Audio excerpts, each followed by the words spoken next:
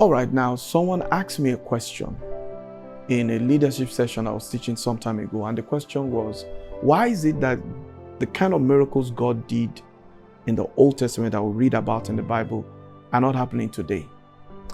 And I tried to answer that question by telling the person that, well, God has showed us ways to solve so many problems that then were really big problems, but now He has showed us things He has put here to be able to solve those problems. So we have less things compared to that time to ask God for. I tried to just answer it off that way. And then a couple of days after, I was in God's presence, and God said, you didn't answer that question well. By this time I'd forgotten, so I was like, which question is that?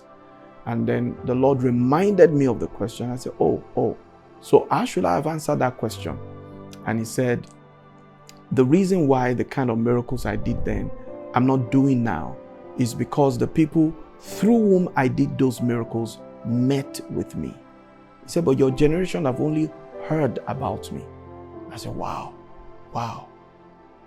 He said that it's important for me to know that knowledge in the kingdom of God is more than information. Hearing about God, reading about God is not enough. You need to experience God.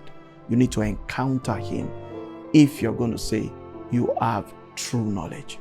That's why Jesus said, you shall know the truth, and the truth shall make you free. Now, Jesus was saying that, yes, when you know the truth, you will be free. But He's also establishing a spiritual law, or opening our eyes to a spiritual law. And what's that spiritual law? That you cannot claim you know it if you have not experienced it. You can't claim you know prosperity if you have not experienced prosperity. You can't claim you know healing if you have not experienced healing. All right? So you can't claim you know God if you have not experienced Him. You might have read about Him, you might have heard about Him, but you need to meet Him. So knowledge in the kingdom of God is information plus experience. When we get information, faith is stirred. But don't forget, faith brings experience. Faith delivers miracles. If you believe for a job, you get a job, you experience a job. Faith doesn't hang you. Faith delivers the experience. And so knowledge in God's kingdom is information plus experience. Looking for another time on Conversation with God. God bless you.